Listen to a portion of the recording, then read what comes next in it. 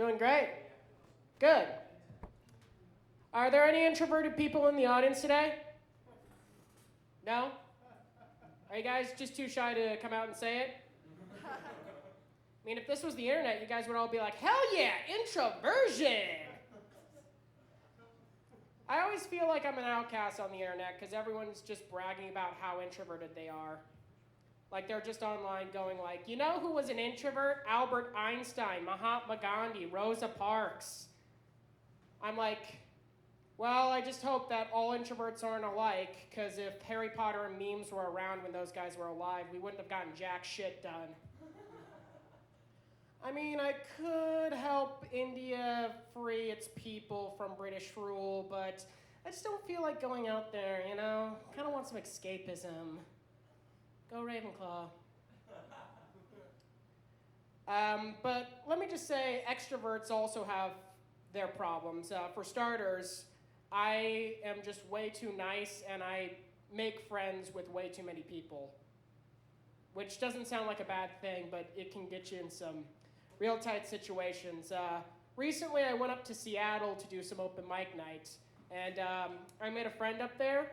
He was just drinking at the bar, and before I went up on stage, he walked up to me and said, "Hey man, I'll give you $100 if after every joke you say, you go, blame it on the Jews."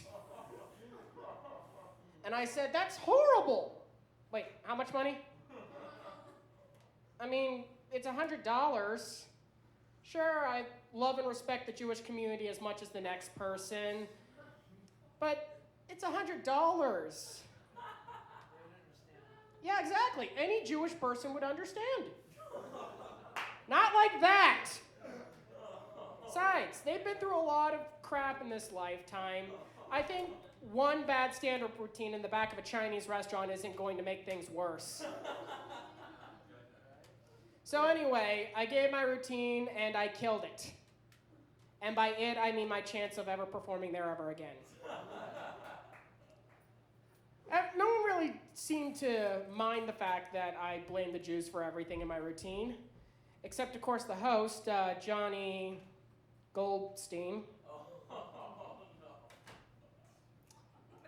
And then after my routine, he walked up on stage, drunk, mind you, and said, "You know what?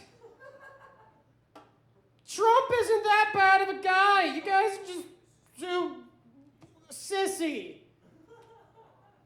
Needless to say, in the very liberal city of Seattle, which is known for its conservatism, it didn't go well. And he was booed off the stage almost immediately. I mean, it was great for me. I wasn't the worst act of the night.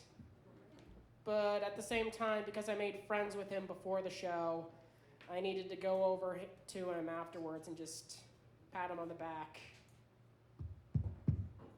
"You did good, buddy. You did good."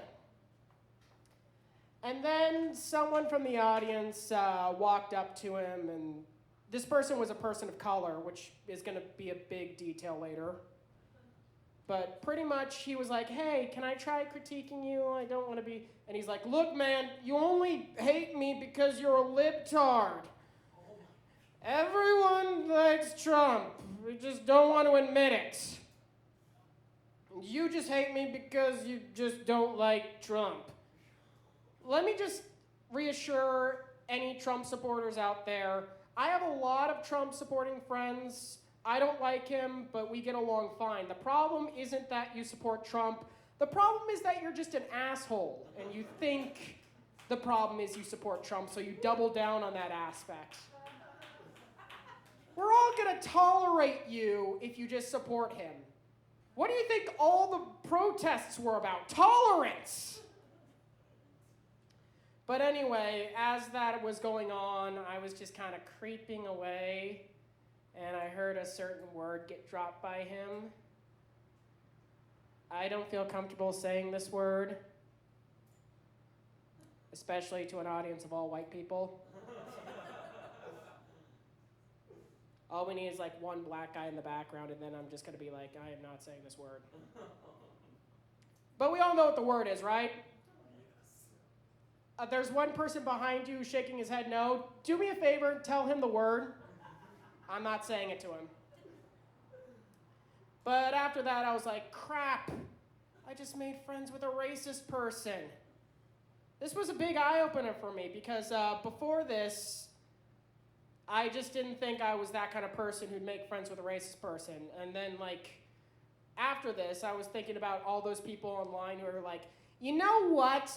If I was alive during the Holocaust, I would not have supported Hitler. I would have stood for the Jewish people. And now I'm just afraid that after all this, I might have accidentally become best friends with Hitler if I lived in his time here. Like, hey Hitler, what's up? Look, Hitler, I'm telling you this as a friend. Your paintings are great, but I don't think you can make a practical career out of it. However, you do have a nice, powerful speaking voice. Have you ever thought about taking up politics? Yeah, needless to say, my ability to make friends really screwed me over there. But then again, I think the ability to make friends with anyone could also be a positive aspect. We keep fighting ISIS by dropping bombs on them. They keep fighting back. We never just walk up to ISIS and say, hey, do you want to go grab a drink later? Just talk our problems out like adults. Just trying to make friends with ISIS. I think it could work. I'd like to see the introvert try to do that. They're probably just going to talk Harry Potter to them. Joke's on them. ISIS is not a fan of Harry Potter. They love Twilight. That's all I got for now, but thank you so much. Stick around for a bit.